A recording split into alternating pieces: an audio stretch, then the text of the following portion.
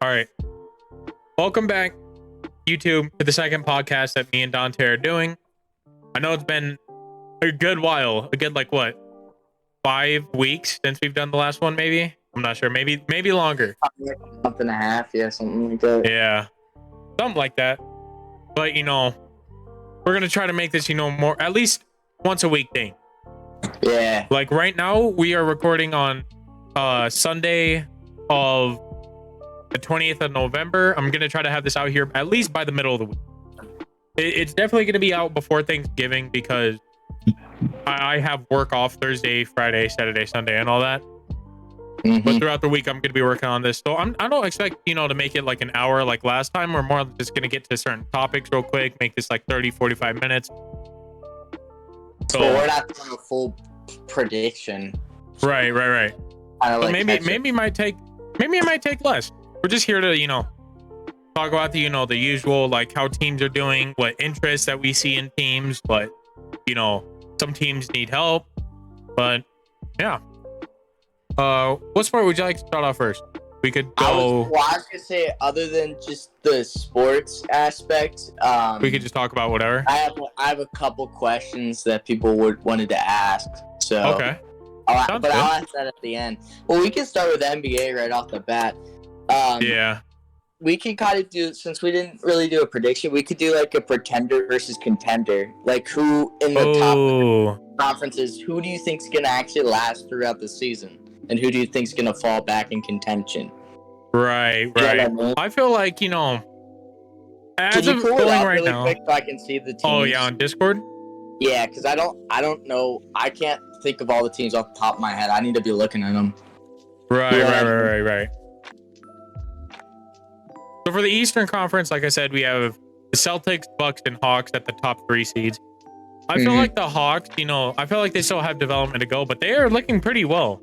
I'm not gonna lie, they are looking pretty well. I'm gonna say this right now.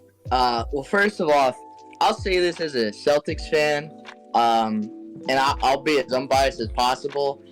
From watching the Celtics so far this season, they've been the best team. However, I'll be the first to say, knowing the Celtics, the offensive output they're putting out right now is not sustainable. Like, you're seeing scoring drives from their bench, like, unbelievable. Like, the output that their bench puts out, right? Right. Like, the whole aspect of the Celtics winning is going to end up depending on how their defense does. Because the Celtics are one of the best defensive teams in the league. Like, bar none, in my opinion. Right. And, like, I just think that there are, like, genuinely better offensive teams out there in the league. Like, I could name probably, like, at least 6 or 7. So I just don't think that's sustainable. I think the Celtics need to bank on defense and then counter, like, whenever somebody misses a shot or something, go down the court and then score on that. You know what I mean? But, like, while the offense is doing what it's doing, I'm just going to enjoy it, sit back. But I'm telling you out there, if you're a Celtics fan, do not expect it to be this consistent over the course of the season. It won't last. Right, and that's how most teams, went. Like, we could take a good look at the Nuggets. They're starting off strong, like, 6th seed, but like games we've seen, they've been playing pretty well. Michael Porter Jr. has been a beast, and so is Bone. Like, those two, like, we all know that Jokic and I believe Aaron Gordon are both out with COVID, but I'm for sure Jokic is. I'm not sure if Aaron Gordon's out with injury, but I believe it's also COVID. Yeah, but it's like you can notice like how getting back Michael Porter Jr. and Jamal Murray have made a huge impact on taking some of the load off from Jokic. Even though they're having, it's kind of a slow start to the season. I feel like I will say something. The Jazz have been phenomenal. I will say that. 12-6 to start the season. It's crazy on how a lot of these players went from being role players, and they still are basically role players. If you put them on any other team, nobody's going to look at them as NBA All-Stars yet, which I can guarantee you probably as we keep on going, a few of them might hit there. As you've seen, like Lauren Markkinen, you take a few other people on there, Jordan Clarkson, Colin Sexton. Like, they've all blended well together. And I believe I haven't been what's the word? I haven't been watching the Jazz as much, to be honest. So could you tell me, like, is it more so, are they winning more so because of their their percentages with shooting, or is it because they're actually running good offenses and stuff? Because I haven't been watching them, so I couldn't say. I've only watched a few games with them, and the games that I have watched when they play, it's kind of like they're a balanced team. You know, they're like that balanced team from what I've seen. Yeah. Like, they do good home, they do good away, and they're on a 9-game win. Oh, that's fucking Celtics. I'm looking at the wrong one. They're on a 2-game win streak. Yeah. Celtics, we'll get there in a second. What's their overall score for the Jazz? 12-6. 12-6, yes. The one question I have, though, the reason I was asking about the percentage is because, like, the percentage, you already know that's going to dip down, right? Oh, definitely. I don't expect the Jazz. I don't expect the Jazz to come out on top out of the West. I do expect them to make the playoffs, though. I feel like, you know, a lot of these teams are having slow starts. Teams like, you know, the Timberwolves, the Warriors, the Clippers. They just need to blend a little bit better, especially the Pelicans. The Pelicans have a dope squad. It's just those 4 teams are, you know, having a slump to their start of the season, which is normal. Teams have that. And then you always see teams skyrocket at the beginning of the season and start losing a bunch after the All-Star break. Yeah, for sure. Like, I think a lot of it has to do with, like, okay, let's see what we got here to start off. Some of the people are missing their teams. Also, I feel like playing deep into the playoffs, like for the Warriors and stuff, like probably does have an effect, right? Like, they're probably still somewhat tired, right? I'd imagine. But, I mean, just based off looking at the Western Conference, like, do you just want me to tell you what my gut is telling me? What's up? For, like, what the season outlook's going to be for the Western Conference? Go ahead. Like, just looking at these teams. All right, well, I still have to watch the Utah Jazz, but for right now, I'm going to say they're probably going to finish in, like, towards the top. I think they're going to be one of those sneaky good teams. Like, honestly, I think they will be. I don't think the Trailblazers are going to keep up, or the Suns. I just think that the Mavericks, the Nuggets, even the Grizzlies, the Timberwolves, and Pelicans are all better. I'm just going to be real. After watching that Celtics Pelicans game, which I think was the last game the Celtics played, I watched a bunch of Pelicans highlights. I really think Zion is out currently, but I think once he gets back, I really like their like looks on offense. Like, they can be scary. And like, as long as they can get some people scoring threes on that team, so they're not just scoring everything through the paint, I think the Pelicans could definitely end up towards the top of the Western Conference. Like, I've been saying that for a while now, man. Like, the Pelicans are like, they have a good core with them. Brandon Ingram, Zion, just those two alone are scary, because Brandon Ingram, he can be dangerous from the mid-range. 100%. And then Zion, he just bullies everybody to get to the paint. Yeah.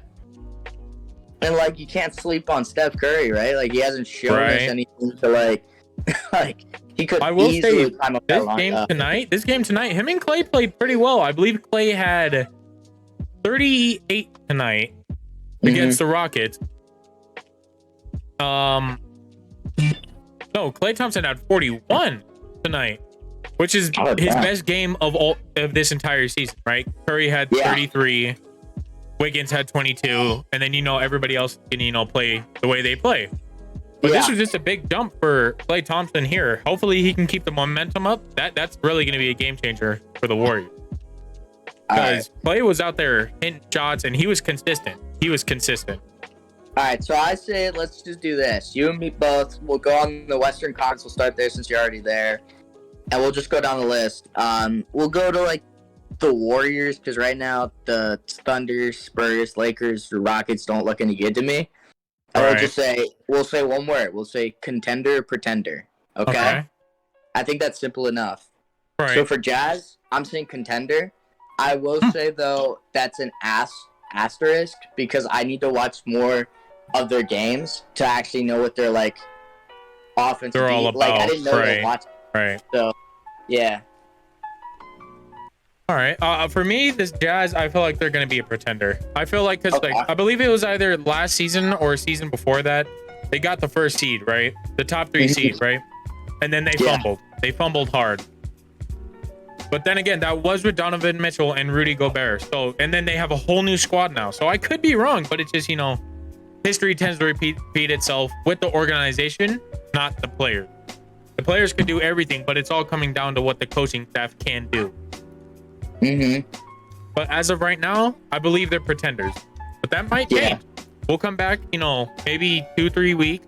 We'll give our beat, or maybe even after the All-Star break is when we'll start, saying pretender, contender more. Yeah. When more, finalize that. I'm saying pretender on the next two, by the way, as well. At the Trailblazers in the Sun? Yeah. Oh, Suns fans. Dude, I have the worst history of Suns fans, dude. They want to, every time, they want to hate down on every team that they beat, right? But and bro, they're kind of like the Dallas Cowboys of the NFL, or of the NBA, my fault. They say, this is our year. This is our year. But they choked a 2-0 lead against the Bucks, and then they were up games against the Mavericks last year. I believe they were up 2 games against the Mavericks last year, and then they lost. And it was Luka alone that was carrying that offensive load for the Mavericks. And the Suns had so much talent, dude. Chris Paul, Devin Booker, and DeAndre Ayton, all you need. You should not get beat by one guy. But yeah, Trailblazers and Suns, I'm gonna have to go with pretenders as well. I like the Trailblazers, man. Gary Payton II and Damian Lillard. I like that front court right there. Even though I don't think Gary Payton plays as a starter, it would be cool to see them both on the court at the same time, because Gary Payton is a really underrated defender. Mavericks, I feel like they could be a contender. I really do. I still feel like, they still need to make the right, free agency, draft picks maybe, or maybe even a trade, just to help Luka get another, not even a star, but somebody else next to him. He has the most minutes, and he's the most used player in the NBA. Like, you can't solely rely on one person. Exactly. That's kind of how they were doing with LeBron in the early Cavs years. They were just relying solely on Bron. Yeah. Which is part of the reason, you would think why he left, because, their organization just couldn't get it together, which I would not be surprised if Luka does leave in the next 2-3 years, if they can't, figure out a way to get him some help. Like, what if they got like a Jordan Poole from like the Warriors or something, Oh my goodness. It's still going to be a defensive liability, right? But it would help out so much on the offensive end. You would only have to focus on defensive role players just to at least hold up the. Because we've seen Lucas, no matter how bad you want to say his defense is, he will just smoke you on offense. Yeah, for sure. Yeah. Like, it's one of those moments where, like, for Luka, it's offense over defense.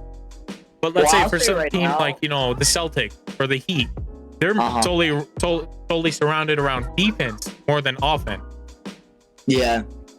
I'll say right now, I think Luka, if he's not, I think he should be, like, probably the leader in the MVP contention right now.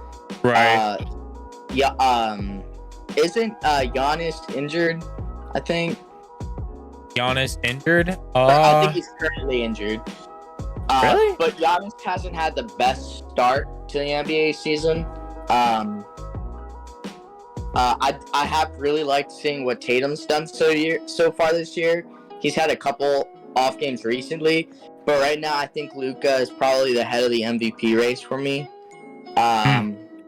Just as like the player, because I think if you're relied on that much from the team and the record shows the way it is, then that says something about the player. You know what I mean? Right. So yeah, I think the Mavericks are gonna end up pretty high in the Western Conference. So I agree with you there. Right. Who's next then? Oh, what the fuck happened here? I guess the standings just got updated. It's now Jazz at number 1, Suns at 2, Trailblazers at 3, Nuggets at 4. Okay, so it's still going to be the same. Nuggets, I feel like they can be a contender. That's if they stay healthy. I agree. Well, I think that's how it is with any team. Yeah, any team, but I feel like, if we look at, a team like, let's look at it. Let's look at the Celtics, right? If they lose, who's like a third, fourth man for them? For the Celtics? Yeah, because you got Jason Tatum, Jaylen Brown as the 1 and 2. You're talking about second man. You're talking about rotational players now, or what? I'm saying like, who would their third man be? Like their third man to go to? Probably Because we know Grant Williams, right? Yeah. Well, let's say they lose Grant Williams or Derek White, right? Or even Marcus Smart. I feel like the Celtics could still be that contention team. Dude, we haven't had Marcus Smart or what's this other guy? Not Grant Williams, but the other Williams who usually plays our center. We haven't had either Robert of them Williams for a hot minute. Yeah, we haven't had Robert Williams. I don't think we've had Robert Williams the entire season. On top of that, doesn't look like it. No. Granted, he hasn't played well in the past. We haven't seen much from Blake Griffin either. Like honestly, right. like, he's played in maybe like 3 games. So right, but the small glimpses you see of Blake Griffin, he makes that smart decision. He makes that smart pass.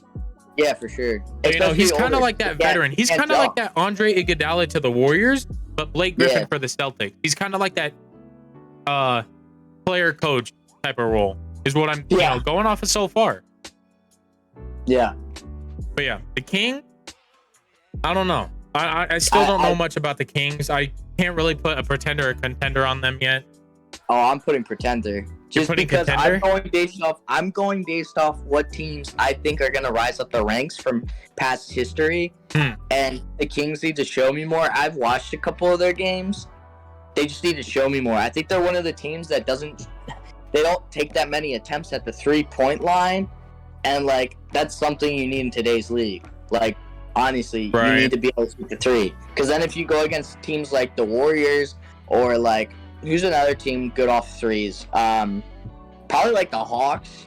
Like teams like that. Yeah, the Hawks, Warriors. You're gonna get scores. The Nuggets when they have Michael Porter Jr. and Bones. You can't expect to win a game if you can only score in the paint, pretty much. You know what I mean? Because then you'll score a basket, dude. They're coming back with 3s. 3-2. That's not a good ratio for you. Right. Like, I'm sorry. And like we've noticed. We'll take into Warriors into consideration here. We have seen through the past few games that they have been fouling a lot. Teams have been shooting 30, 25 free throws a game, while the Warriors only shooting around like 8 to 10 free throws a game, which those free throws help too. So like that's another like a liability is if you can limit your fouling, whatever you want to call that, on like any team. I still do like seeing the free throw number rather than just easy baskets scored. You know what I mean? Like you might as well make them earn each point. You know what I mean? Right. Rather than just give up easy baskets. Right. The next 3 I'm saying are contenders. I like all those teams. Yeah. I do. I Like definitely. the Clippers too. That's probably the most surprising out of the 3. I like the Clippers. I've watched a couple of their games. They look good. I would have to say for the Grizzlies and Pelicans, I would say that they're contenders. But as the Clippers, I don't know. Kawhi has been iffy. Kawhi has been iffy these past few years. Wait, who's been iffy? Kawhi. He's been injured pretty much. You never know how it's gonna come back to it. That's true, I guess. Yeah. I think I think I'm really high on the Pelicans though. And then I think the only other 2 teams I would say are contenders to me are in the Western Conference are I honestly don't think the Timberwolves are gonna do as good this year. And I don't really have a reason why. But I just haven't liked what I've been seeing personally. Yeah, they haven't really been able to make it work between Rudy Gobert and Karl Anthony. Yeah. Anthony Edwards is the beast, though. I'll give it that much. Anthony Edwards is trying his hardest to put that team on his back, but there's not much one man can do. And it always goes back to him, man. Like, you can do as much as you can, but if your team is not providing something, you're not going to do well. Luka, on the other hand, is something special. Because Luka out here dropping 35 points a game, right? And is making an impact on on his team.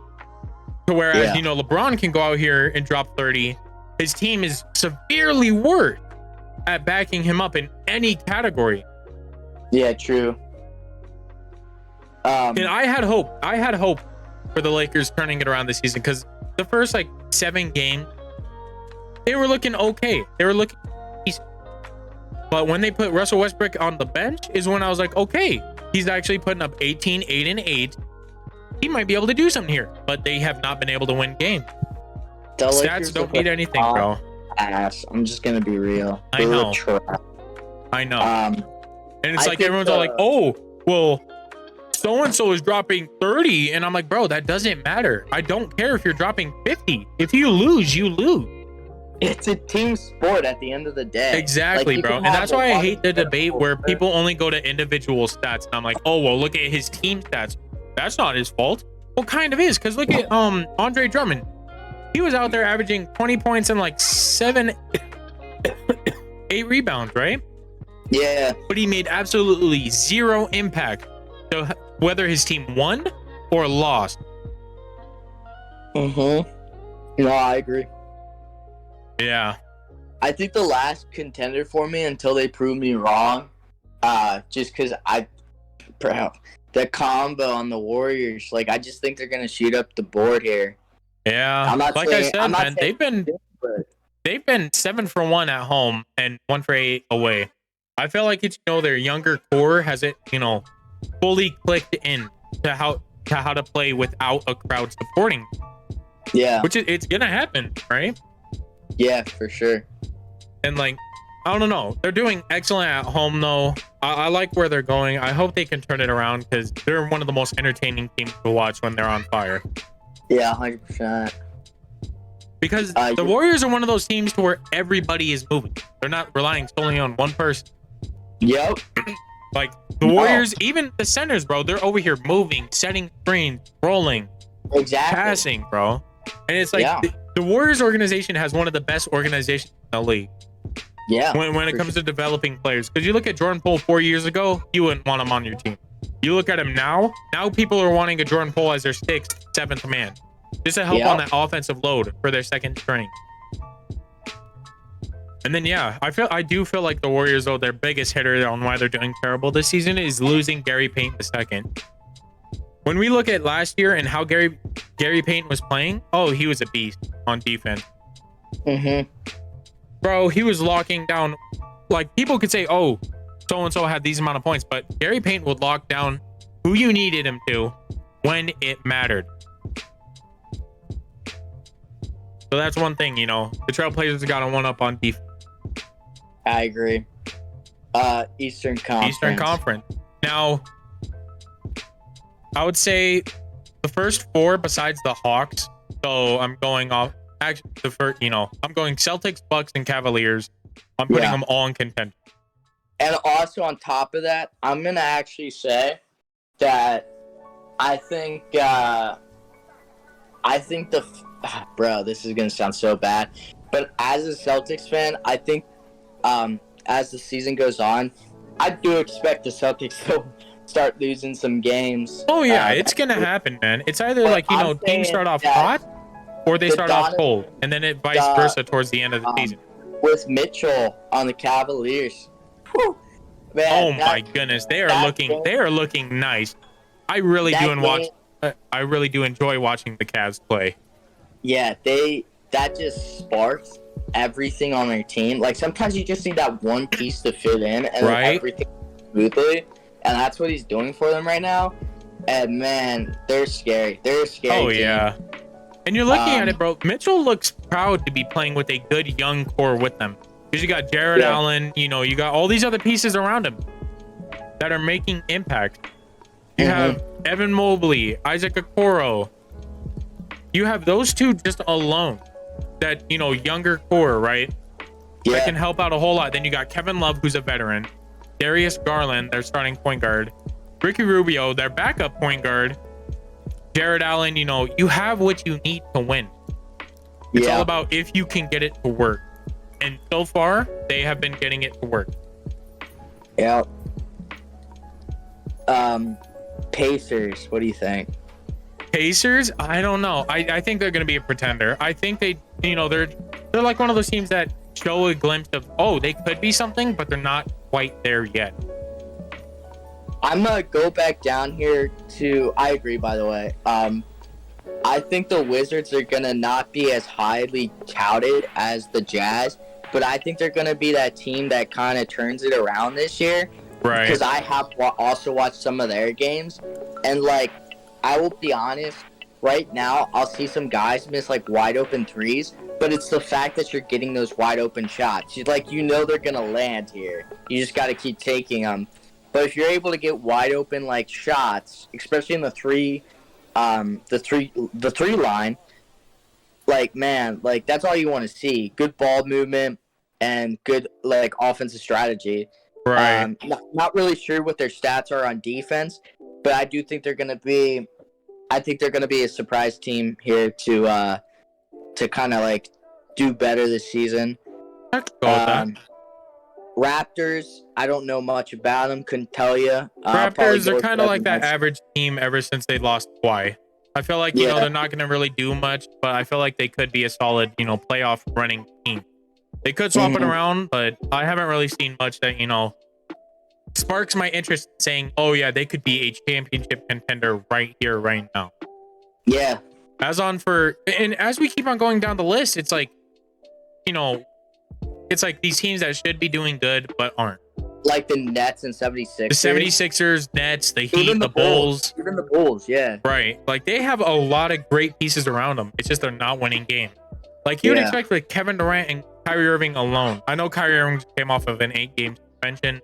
No, like, you know, Kevin Durant and Kyrie, you think of those players and you're like, oh my goodness, you know, you got a top 3 ball handler in the league and a top 3 scorer in the league.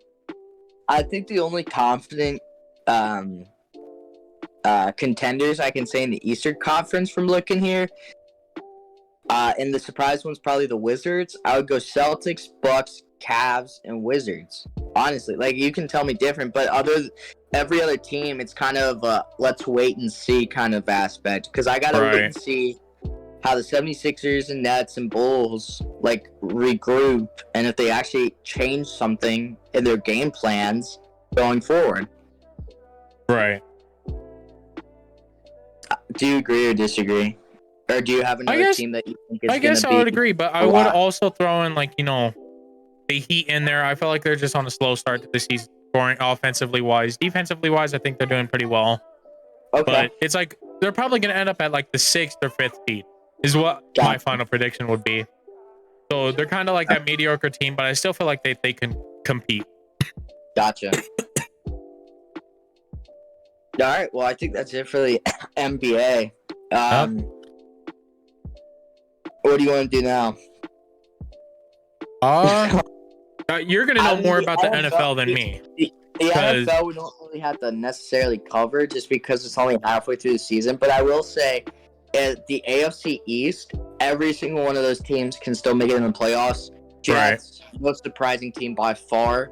Oh, yeah. I did not expect them to win as many games as they were. 6-4, but I think the Jets are going to end up second in that division. I think the Bills are going to end up topping it. Man, Sauce Gardner, he's such a freaking beast. Cornerback, probably one of the best ones, and he's only a rookie. Eagles look scary. Seahawks with Geno freaking Smith. Who would have guessed, man? It's Geno Smith. But also on top of that, I will say the NFC is significantly easier than the AFC this year. Oh, yeah. There's a whole lot of more, like, you could tell the AFC is, you know, just compact with so much talent this year that it just outshines the NFC. Yeah. But, it's like, sometimes you'll see games and you're, like, scratching your head. Like, no offense, but, like, the Vikings should have won that game today. Like, I don't know how you get blown out to the Cowboys when you just beat, like, you came off a big couple wins. And then you just get not even lose. You get blown out by the Cowboys. I'm not even. They were on. I believe it was a 7-game win streak before they played the Cowboys, so they had momentum on their side. Yeah, like, I'm not sure what I tell you. Like, there was a Vikings fan that came in and was talking to me, and I was like, "Dude, I'm telling you, that's literally what I call the curse of Kirk Cousins." Like, he'll win some of these spectacular games, and he'll be like, "You like that? You like that?" but then he'll lose when he shouldn't lose. Like, right. I don't know. Like, the Packers are a surprising team, but like in the way that they suck, like they're crap this year. I mean, I guess I didn't really find it too shocking because the reason they suck is the reason why I said they would suck, which is because they have no receivers for Aaron Rodgers to throw to. And I don't know why they wouldn't have made a move at the beginning of the season to actually get some veteran, like at least one veteran receiver. They didn't do anything. It's gnarly, man. Yeah, it's dumb to me. NFC South still open. That can pretty much be any team. Right. I'm surprised though that the Buccaneers are doing, 5-5. I'm surprised about that. I felt like they would have at least been 7-3 right now. That's what I would have thought, but I didn't expect them to be 50% win team or 500% win team. Yeah. That's pretty much all I got to say on the NFL. I'm not gonna lie. Right. Until the playoffs. Right. I feel like playoffs is more gonna be like when we're gonna talk about it for longer. Yeah. Because like as of right now, it's still like going through the motions for them. So it's once a week. There's not much to go off of. 100%. Yeah. I'm not gonna I'm not gonna have you pull this up, but I'm just gonna say this for a stream because I'm not sure who watches the NHL or not. But the NHL, all I have to say is Boston Bruins. What a shocker. Like, I'm sorry, but like I did not expect them to be as good as they. I thought they were gonna be one of the worst teams, honestly. But I guess having Taylor Hall on their team now, because right now I believe they are leading the entire NHL in points, right, and wins. So like that's awesome if you're a Bruins fan. Like, you have to have fun watching them, and like, man, they look scary this year. So we'll see how they end up doing. That's pretty much all I have to say about the NHL. Right. I might need to start getting into the NHL. I'm mainly, dominated by football, basketball, but I might need to widen my horizon. See, I'll say the what's NHL. Going on. NHL is a really, really nice breather in terms of if you want to watch something smash mouth now. Like, that used to be football, but now there's so many penalties in football. NHL is the sport you go to when you don't really want to see the refs controlling the game as much. Right, it's more of the players. Yeah, you'll see as at max like 3 penalties maybe. And hockey is like, this is gonna suck to say because I literally I was a soccer player, but hockey to me, and I would have played hockey too, but it's just an expensive sport to play. Oh, but definitely. Hockey to me is the better version of soccer because you'll see like generally like 3 to 4 scores like between both teams. You won't just see like the 1-0 or even 0-0. They'll never tie in a game like that. So you never have to watch like 90 minutes and then they tie, which it can be kind of aggravating, right? Right. And other than that, like it's the same strategy as soccer, right? Get in the goal. You got the similar formations, but it's a lot faster because it's on ice. You're on skates, right? And it's really cool to watch it that fast. And people will be like, "Well, I can't see the puck," and then you say, "Well, you can't see the puck. How do you think the players can?" And then you see them making all these skilled position moves. Like, trust me, once you watch it enough, you'll be able to watch it. You just gotta watch the people versus the puck. The puck moves very fast, I agree, but I mean the game as a whole just moves fast. And that's why it's fun to watch. Harder hits and stuff. Oh yeah, players collide, they're falling to the ground. Oh, you know what else is coming though? Speaking about soccer, one of the best tournaments to me. Well, one of my favorite ones. Not even watching like. This is probably my least watched sport, to be honest, but World Cup, I love watching the World Cup. I pretty much love anything to do when you got countries facing off against each other, just because I feel like that's the most pride you can have. And then you don't have people like tearing each other apart, like at least in the U.S., right? Right. And also, excitingly enough, speaking about the U.S., like I know this for most countries, this isn't like, but the U.S. are probably going to field the best team that we've ever seen in our lifetime. like they might get in the quarterfinals, which is like saying a lot because the U.S. sucks at soccer. Like overall, proven fact. It's because they got. It's not even. Actually, it might be a top 4 sport now because MLB is falling down the ranks quickly. But like, when people put their kids in stuff, they're putting them in like football, basketball, and like hockey. You know what I mean? Like, so when we get a team as good as the one we have this year, at least as I'm predicting we're going to have with Christian freaking Pulisic and like some of these other guys that are not even like playing in MLS, like you see them playing for like Barcelona, Madrid, and like some of these top tier clubs, right? Like I think it's gonna be fun to watch. And I'll say this, even if you do not watch soccer and you're not very interested in it, just do me a favor, give it a watch. If you see USA come on your TV, record it and watch it, because I'm telling you, it's gonna be a while before we see a team like this. And granted, they're young, but in the next World Cup they'll be more experienced.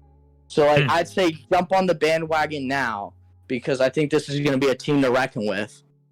And then other than that, you got like Ronaldo and Messi, and this is probably going to be their last World Cup, because I think Messi's 36 and Ronaldo's 35. So it'll be also fun to watch them give it like one last shot, because neither of them have won the World Cup yet. You know what I mean? Right. So if one of them, like the whole argument, Messi versus Ronaldo, who's the better player, right? If one of them gets that World Cup, I think it's instant like gratification towards who's better, right? Like me myself, I think Messi's better, but like I think it's debatable for Ronaldo. Like both are very special players, but I'm telling you, if one of them can basically pull a Luka and like just take the hold of their team and like get them to the finals and win it, I think that puts them over the other person. Over like legacy.